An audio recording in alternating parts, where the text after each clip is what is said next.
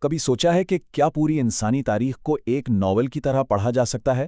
آج ہم H.G. Wales کی 1922 کی مشہور کتاب دنیا کی ایک مختصر تاریخ کے پیچھے چھپے اسی بڑے اور دلچسپ خیال پر بات کرنے والے ہیں۔ اور دیکھیں، یہ بات خود مصنف H.G. ویلز کہہ رہے ہیں۔ وہ نہیں چاہتے تھے کہ تاریخ صرف تاریخوں اور واقعات کی ایک یوں کہیں کہ خشک سی لسٹ بن کر رہ جائے، نہیں، بلکہ ایک ایسی دلچسپ کہانی بنے جسے ہر کوئی آسانی سے سمجھ سکے اور اس سے لطف اندوز بھی ہو۔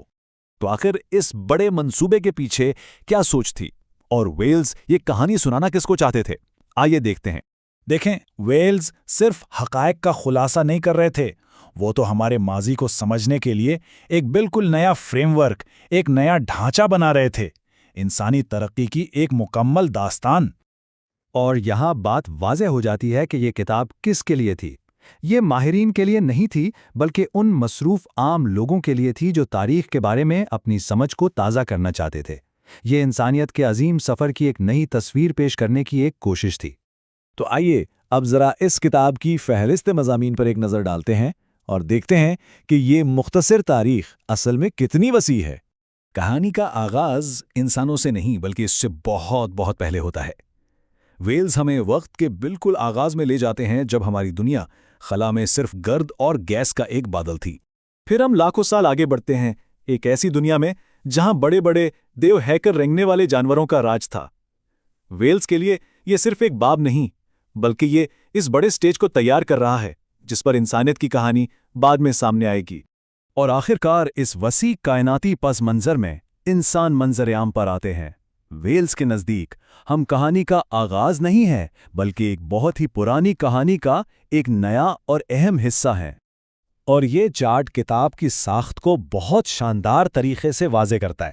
یہ پڑھنے والے کو سیارے کی تشکیل سے لے کر قدیم تہذیبوں، مذاہب کے عروج اور پھر پہلی جنگ عظیم کے بعد تک کے ایک مسلسل سفر پر لے جاتا ہے۔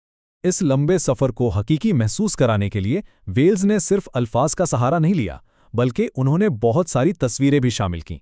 صرف یہ لکھ دینا کافی نہیں تھا کہ ڈائناسورز بہت بڑے تھے، نہیں، ویلز چاہتے تھے کہ پڑھنے والے ان کی جسامت کو محسوس کریں اور یہ سمجھیں کہ انسانیت کے آنے سے پہلے زمین پر زندگی کتنی الگ اور شاندار تھی۔ بالکل اسی طرح سلطنتوں کی کہانی صرف بادشاہوں اور جنگوں کی نہیں ہوتی۔ نقشوں کے ذریعے ویلز نے دکھایا کہ کس طرح خیالات، ثقافت اور طاقت پوری دنیا میں پھیلی، جیسا کہ سکندر اعظم کی سلطنت کے اس نقشے میں نظر آ رہا ہے جس نے دنیا کا نقشہ ہی بدل کے رکھ دیا تھا۔ اور ہاں، تاریخ صرف سلطنتوں سے نہیں بلکہ خیالات سے بھی بنتی ہے۔ پرنٹنگ پریس جیسی ایجادات نے علم کے پھیلنے کا طریقہ ہمیشہ کے لیے بدل دیا، اور ایک طرح سے ویلز کی یہ کتاب خود اسی روایت کا حصہ ہے جو علم کو عام کرنا چاہتی ہے۔ اور یہ بصری سفر کتاب کے اپنے وقت تک پہنچتا ہے، یعنی پہلی جنگ عظیم کے فوراً بعد تک۔ یہ تباہی کی تصویریں ایک تلخ یاد دہانی ہیں کہ انسانی مہم جوئی میں صرف ترقی ہی نہیں بلکہ گہرے سانحے بھی شامل ہیں۔ تو تاریخ کے اس منفرد انداز سے سیکھنے کا سب سے اہم نقطہ کیا ہے؟ بات پھر وہیں آ جاتی ہے، ویلز کے مرکزی خیال پر کہ انسانی تاریخ اپنی تمام کامیابیوں اور المیوں کے ساتھ ایک واحد مشترکہ مہم جوئی ہے، ایک سنگل شیئرڈ ایڈونچر۔ یہ صرف ایک ایکیڈیمک ایکسرسائز نہیں تھی۔ پہلی جنگ عظیم کی ہولناک تباہی کے بعد ویلز کا پختہ یقین تھا کہ ایک مشترکہ تاریخ کا شعور ہی انسانیت کو دوبارہ متحد کرنے اور مستقبل کی جنگوں سے بچنے کا واحد راستہ ہے۔